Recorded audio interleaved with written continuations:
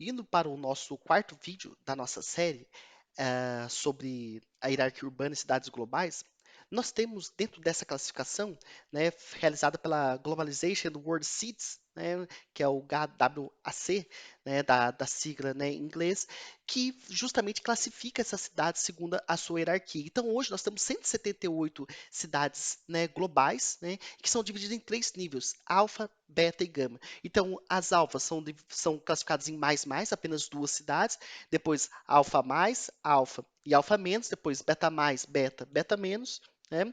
E gama mais, gama e gama menos. E dentro disso, nós temos a estruturação de uma hierarquia. Então, nós temos duas cidades alfa mais, que é Nova York e Londres, depois nós temos as cidades Alfa Mais, daí são 8 cidades: Hong Kong, Paris, Singapura, né, Chicago, Dubai, Sydney. Depois nós temos a cidade, né, Alfa e Alfa Menos. Né, São Paulo, por exemplo, está dentro dessa classificação, né?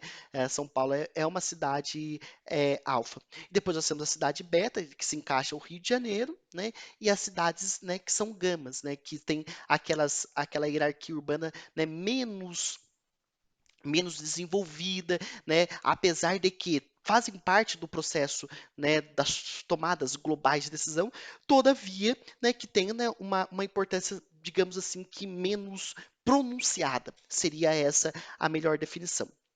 E hoje, né, nós percebemos que essas cidades, de fato, são atores que fazem a tomada de decisão, muitas vezes empresas que querem se descentralizar daqueles grandes centros urbanos clássicos, como São Paulo e Rio de Janeiro, buscam cidades como, por exemplo, Curitiba, Porto Alegre, e a partir daí, então, você tem mais uma regionalização. Na prática, isso seria a expansão, né, dessa rede hierárquica em escala global. Dentro ainda desse panorama aqui, nós temos, né, as 47 cidades globais do tipo alfa, né? Então aqui nós temos São Paulo e Buenos Aires, né, que fazem parte desse processo de tomar decisão dentro de alfa alfa e alfa menos, né? Então você vê aqui, né, um grupo seleto de cidades, né, cidades que têm uma importância, né, econômica do ponto de vista de tomada de decisão, né, do processo decisivo em escala global. E, né, aqui nós temos, né, o exemplo da foto de São Paulo, uma cidade né, do tipo alfa, e, né, o Instituto Mori Memorial Foundation, né, que é sediado em Tóquio, ele também tem estudado, tem se debruçado sobre a questão das cidades globais. E segundo eles, dentro dessa classificação, há 35 cidades globais no mundo. E eles, basicamente, eles pegam e analisam 20 indicadores, mas esses 20 indicadores, eles são ah, segmentado, né, em quatro subdivisões, que seria economia, pesquisa e desenvolvimento, né, a questão da integração, né, interação cultural.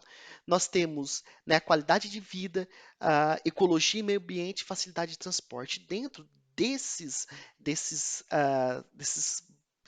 né, seis indicadores, são subcategorias distintas, eles classificam as cidades globais do ponto de vista de tomar a decisão. Então, exatamente como aparece, né, dentro, né, do Globalization World Cities, né, que classifica basicamente 178 cidades globais, nós temos na ponta, né, Nova York e Londres, e depois nós temos justamente aquelas cidades que aparecem dentro daquele conceito, né, de alfa mais, né, alfa e alfa menos. Aqui, a primeira cidade, né, brasileira que aparece é São Paulo, aqui, né, dentro, né, das grandes cidades globais. E de fato, apesar do Brasil ser, né, ainda muito desigual, de São Paulo ainda ter assim o luxo, né, e a escassez, né, sendo contemporâneas e acima de tudo vivendo, né, umas com as outras, né, uma lado a lado a outra, né, São Paulo tem sim uma grande importância dentro do ponto de vista da tomada